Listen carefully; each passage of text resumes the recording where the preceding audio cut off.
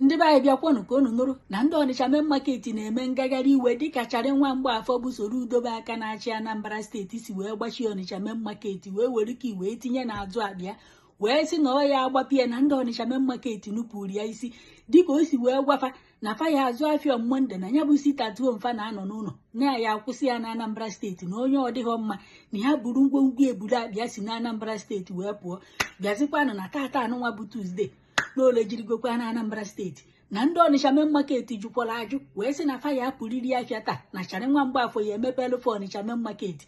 wee na-akọwa na ka falulu ebe ahụ o wee dịka na-anụ agha na Onitsha Main Market na-asịrị na Charị nwa Mgbafọ kpopụtalụ sekuriti niile juru na Anambra steeti ma ndị ọrụ agha ma ndị uwe ojii ma ndị lokal wano ma ndị udo ya achị ma ndị agụ na-eche mba ebinyelụfa mma ebinyelụfa egbe ebinyelụfa anwụrụ ike ha na-agba n'anya n'ime ya na ihe ahụ agbaghị ya na ihe ahụ ime ya na ihe ahụ ewere anwụrụ ike gbachisie ya anya na ka o si wee gbatakwuru kịta na oke n'ọsọ ngwere n'ọsọ na Onitsha Main Market Anambra steeti nke bụ na ndị onufu na-eme ngagharị iwe na fe ewelugokwa iwe wee mụọ otu moto ndị ọrụ uwe ojii ọkụ na Anambra steeti bịanụ ka onufu ife ndị mmadụ na-akọ na kọmentị unu mana nyaahụ bụ Monde Charị nwa Mgbafọ ji agbachinye bụ Onitsha Main Market wee sị na ndị Onitsha Main Market nupụrụ ya isi na o nyere iwu wee sị na ndị na-azụ afịa pụta mepee afịa na ya bụ sit-at-home nke ndị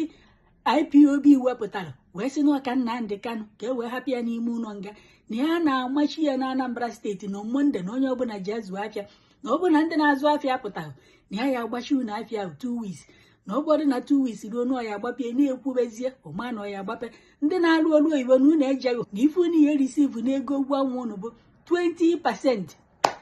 bịakwanụ na-asịkwa na ụfọdụ mepekwarụ chọpụ fanya ahụ zụọ afịa ma na ebe ọzọ dịgasị iche iche na Anambra steeti n'ọkwa sọsọ ndị Onitsha Main Market bụ ife emepeghị chọpụ fa Charị nwa Mgbafọ wee were iwe wee kpokọrọ ndị ọrụ uwe ojii wee jee ebe ahụ gbachikọọ chọpụ na ka o si wee gbatakwuru kịta na-akọwa na ndị ọrụ agha gbara Onitsha Main Market okirikiri maka nyaahụ Charị nwa Mgbafọ kwuchara ife o nwere onye a na-akpọ Emi Powerful na onye anụnwa bụ ọnụ na-ekwuchitere ndị IPOB wee dee ede wee sị ndị Onitsha Main Market na fa ji emepe afịa na fa ji ezụ afịa na onwekwa ife Charị nwa Mgbafọ ya eme a sịkwa na Emi Powerful nwa amakwọ na nwoke amakwọ na nwaanyị afụnubekwa ya anya n'ọsọ ndide ka ọ na-ede unu makwa na onwebugo mgbe ya na o ji ụzọ kalụ pịrịrị ya o ji ụzọ kalụ tie na ya gote ihu ya na ọchọ ịtụ ya chalenji na ya gote onye ọ bụ na ya hakwa azụ onye ọfụghị anya na ya hada replai onye ọfụghị anya atịkwa na onye adelu nke a ndị mmadụ wee rute wee pụọ n'afịa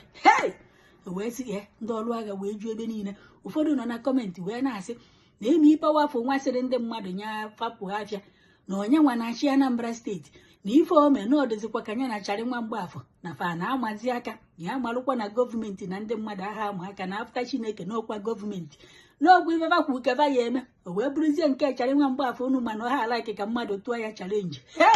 na etụọ ya chalenji o were ife fochie ntị fochie anya gụ na ya na-aba pịa ya periruo ya n'isi ife agha o dere ede na ọ dịghọ mma n'ọnọdụ ka ọ na-achalenjizi Charị nwa Mgbafọ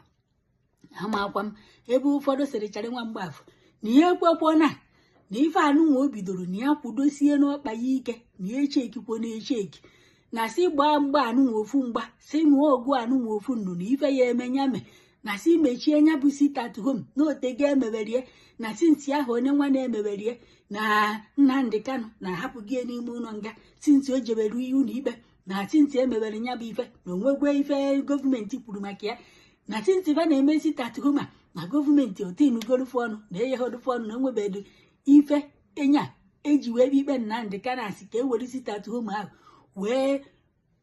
wee mee nga ya ka ọ dutu les maọbụ ka e wee gbaghara ya n'ofe ife maọbụ ife na-abụ na enweghị achivumenti afụgoro na ya bụ sit-at-home na ya fochie ntị ya fochie anya ya fochie ime gbachie anya bụ Onitsha Main Market ka sit-at-home a ka akwụsị ya ka a nụọ ọgụ anụnwa ofu nnu onye ọ dịghị mma na ya koro abịa dịka nwa ya bụ Charị nwa Mgbafọ ti wee kwu si na Anambra steeti pụọ jee ebe ọzọ nọrụ mewe ya bụ sit-at-home ọkwa na agha ka a na-achọzikwa na ịnụ na Onitsha Main Market na nke ikpeazụ na ife na-afịa ebe ahụ na ọ dịrokwa otu na ọ dịghị ebụọ ebe ụfọdụ nọ na kọmentị wee na-asị Charị nwa Mgbafọ na ọ bụrụ na oyi eji ohere anụnwa wee lụgharị Onitsha Main Market na oya aka mma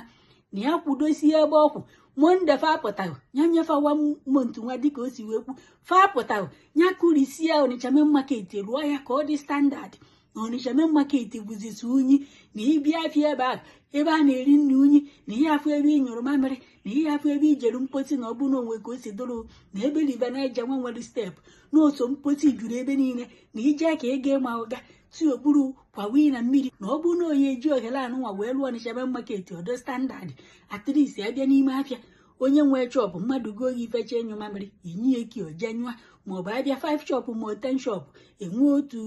ebe a na-anyụ mamịrị onye goo gị ife inwe ka mamịrị tiwe abịa tinye ya eki oje eme mposi wee pụta na nke anụnwa na onwe ka o ti akpa na amahụ ka esi eje eje na amahụ ka esi ana na ndị a na-enye fasidono ndị a na-enye gịnị ndị a na-enye onye isi na Onitsha na fanya ndị a na-enye onye isi ndị ime afịa na Onitsha na faje welu ebe ndị mmadụ kwesịrị ịda anọ na-ezu ike ma ebe kwesịrị ibu iro wee lee ya alụchisi ebe niile na ihe afọ ebe moto siga na ihe afọ ebe ọkpa siga ebe niile dịka ebe ndị ala na-azụ afịa ọ bụ na onye ji ohere a wee dozie Onitsha Main Market ọ dị mma n'anya na ọkakwọ mma hei ife na-afịa bụ okwo na obere ife ebe ụfọdụ na-asịchara nwa Mgbafọ na ka ọ bụ gọvanọ na onye Abụchukwu na ya gbapa afịa maka na nwanne ya nwaanyị enweghị chọpụ n'ime afịa ebe ahụ na nwanne ya nwoke enweghị chọpụ si o wee gbachie ya ụfọdụ nọrọ na-asị na Chari nwa Mgbafọ na afọ takwara ya mmiri na onye akwadokwala akwado na sitat homa na ọ chọrọ imechie na ụlọ ofu moto o bupụtara na Jenụwarị a wee kee ndị ọrụ uwe ojii ma ngwa agha ma ngwa ọgụ n'ọdụkwọkọ maka sitat homa ka o ji wee bupụta heroes ruru 100 ka 1 million wee kee na Anambra steeti niile n'ọdụkwọkọ maka nya bụ ife ka o ji wee kwadosi ife niile na amadịrị na ọka wee mechie sitat homa na ka o si gbatakwuru kịta asịkwa ya ndị ọrụ uwe ojii ndị ọrụ agha ndị nke nwa na onwekwu dịka ngwa ọgụgụ ebufo onwere vidio nke nnene ebe ndị mmadụ buji okwute ka fa maa ndị ọrụ agha na-agwa ọdụgboko ndị iti mkpụrụ mmiri fa wee were ma mma ma egbe ma wee chụfa ife nwanne na-ada gberegbere ndị mmadụ na-asị ndị mmadụ fa amakwa na fa okwute fa agbaba ndị mmadụ egbe and ọdụ pọsịbụl inwe ike ịma agba fa amalụgwe na ụnụ ya ama ufe bibi ime ibe na-eme ihe jajajajajaja onye agbajikwala ọkpa ndeti gụpụta faya wa bịa n'ụlọ ọgwụ fụ onye agbagbukwara ndeti ego bịa zụọ abịa faya wa bịa n'ụlọ ọgwụ fụ ego ugwu ebe ahụ faya wa atụ ego nye obekwọsọ m jekwanụ kwụrụ na nkọ wee na-enene Chari nwa Mgbafọ na-ayọ na ya biko nya mepere ụnụ chọpụ na monde nwa na ụnụ chọọ na-abịa ụnụ achọghị ụnụ abịa na ego bụ ụnụ na-azụta ụnụ azụtaghị ụnụ nwa ụnụ zụtakwa na ụnụ nwa agụgụ anụ ụnụ nwa agụụ n'ụnụ nwa na ọ bụghị ya na ya mepere ụnụ chọpụ maka ewerukwa gidigidi onye nwa onye nọ na kọmentị na-asị Barrister Nnamdi Kanu bụ Aloy pụtara ụnyaahụ na-asị na onwe onye nwere ikikere ịkwụsị sitat home na South East na ụna afụrụ ya ebe ahụ ụnyaahụ na onye nke bụ ịmapawa afụrụ nwa na ụna afụrụ ya na fa ya nọkwa ọta aka na-enye ụlọ ọda n'okwu onye pụta gbara ya ka nchitọwa onwekwa onye ya ajụgha ndị bụ na echi niile na edohụrụ ka ọ na edoghọ na ịchọkwa ịpụta na gị kwụrụkwọ na nkọ na-enene o kweghị ugwu je nọrụ n'elu na-enene na Chari nwa Mgbafọ ahakwa amụrị na onye gọọmenti gbagbukwara ma ọ gbachie anya ma ọ gbajie ọkpa na aha wee jekọtụ na ya aha wee ju ụlọ ikpe na onye agbara na-agbagokwa ya ọkwụ nke nnọsi ka m wetara ụlọ na ọ na-afịakwa afịa na-azụ azụ na Onitsha Main Market kịta anụnwa hei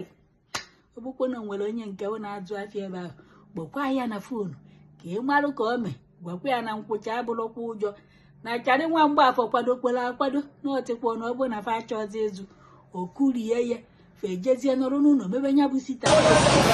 nwere ndị anyị kwe ka abanye n'ime ahịa people dị on outside ịba ịchọ ịbanye n'ime ahịa na-achụgharị mmadụ ebu ihe clue look at people everybody is stranded traders everybody no main market is stranded Onitsha is very rowdy this morning so n'ihe na-eme na this situation of Onitsha this morning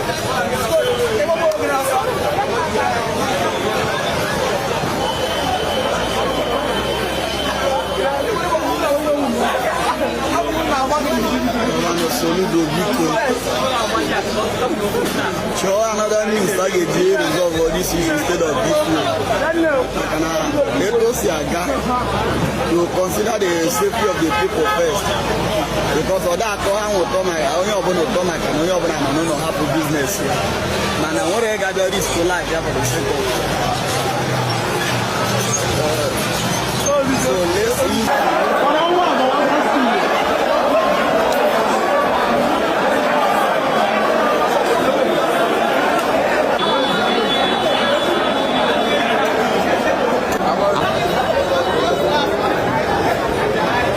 Main market, la mi ko ka ga. Era fair. La heba. O era ke mi de block sa block. Le siandi madra ha ta dia re be. Era fair. La heba.